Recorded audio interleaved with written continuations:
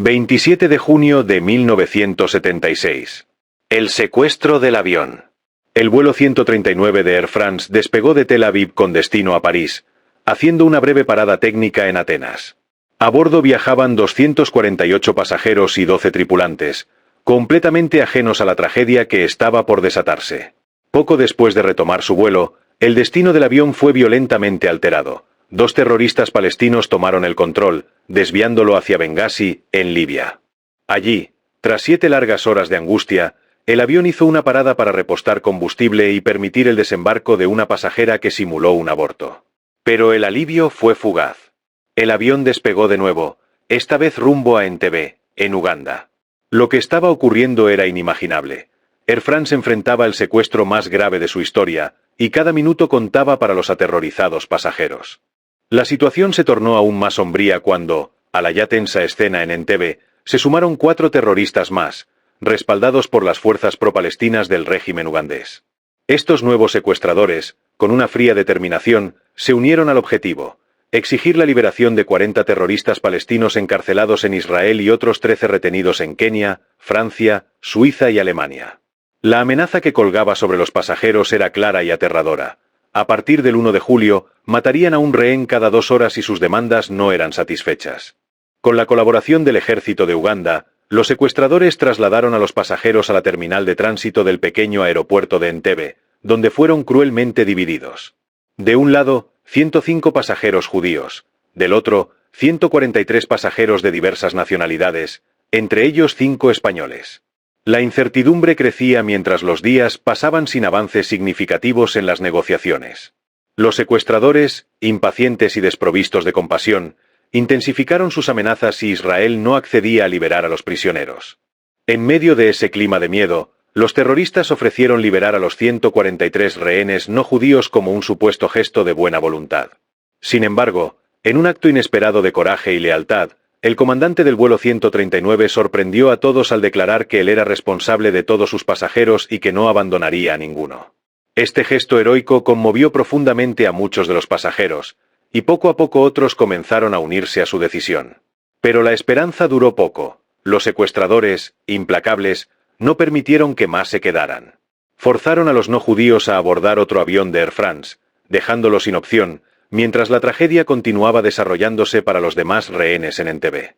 Desde el instante en que las noticias del secuestro recorrieron los titulares, Israel se preparó para la batalla.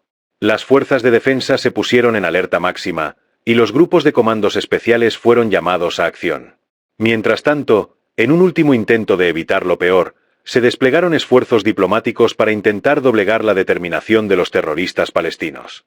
Sin embargo, las esperanzas eran sombrías. Los secuestradores se negaban a negociar, y el gobierno de Uganda, abiertamente antisemita, respaldaba su causa. Las sombras del pasado reciente pesaban aún más sobre los israelíes. El fracaso en Múnich, donde comandos palestinos similares asesinaron a varios atletas judíos durante los Juegos Olímpicos, seguía fresco en la memoria. Esta vez, Israel no podía permitirse otra tragedia. La decisión estaba tomada. Ellos resolverían este conflicto por sí mismos. El 1 de julio, en un desesperado esfuerzo por ganar tiempo, pidieron una prórroga hasta el día 4 para permitir que las negociaciones avanzaran. Pero los terroristas no mostraron compasión. El destino estaba sellado. El día 3, Israel activó la operación Entebbe, una misión suicida si era necesario, pero que liberaría a los rehenes judíos a cualquier precio. Desde los primeros momentos del secuestro, Yitzhak Rabin había dado la orden al Mossad de comenzar a trabajar. Lo primero fue obtener un plano del aeropuerto, y una sorpresa irónica jugó a su favor. El aeropuerto de Entebbe había sido construido por ingenieros israelíes en 1960, por lo que lo conocían al detalle.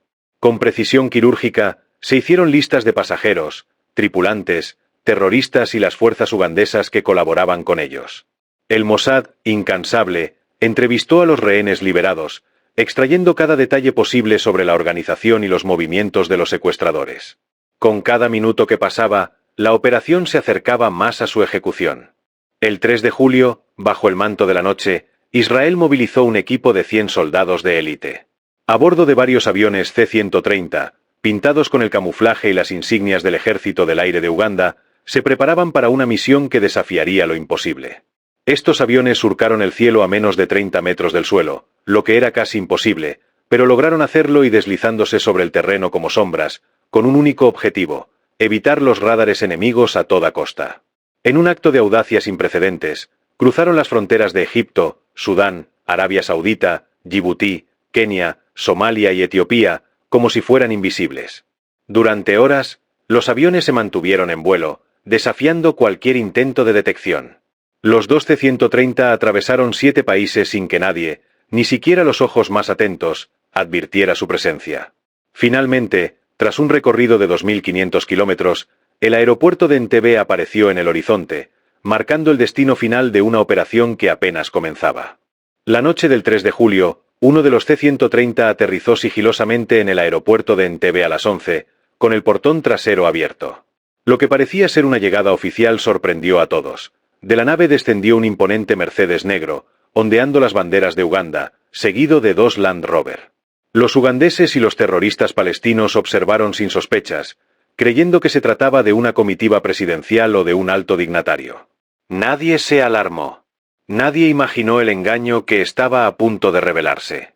Dentro de esos vehículos, ocultos bajo el camuflaje de las banderas de Uganda, se encontraban comandos israelíes, listos para actuar. Aprovechando la costumbre de que el convoy presidencial se desplazara a gran velocidad, los israelíes se lanzaron hacia la terminal sin levantar sospechas. La operación, hasta ese momento, había salido a la perfección.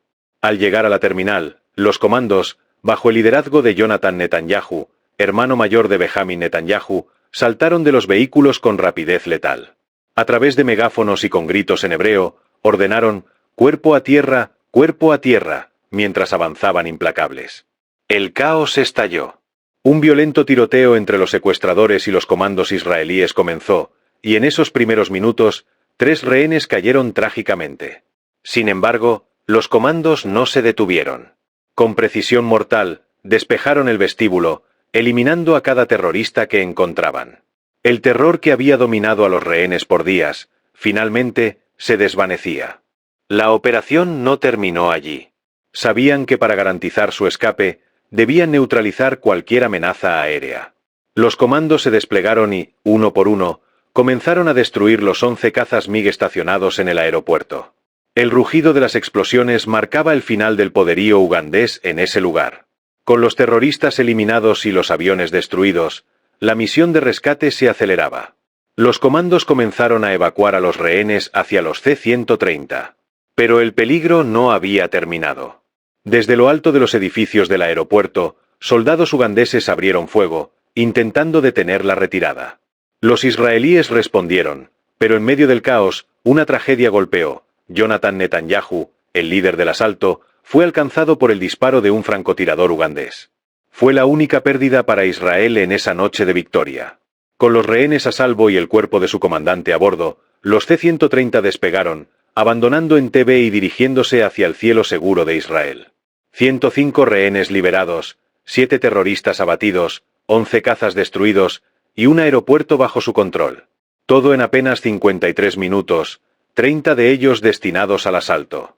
Para cuando Uganda comprendió lo que había sucedido, los israelíes ya volaban rumbo a casa, a salvo, y con la misión cumplida.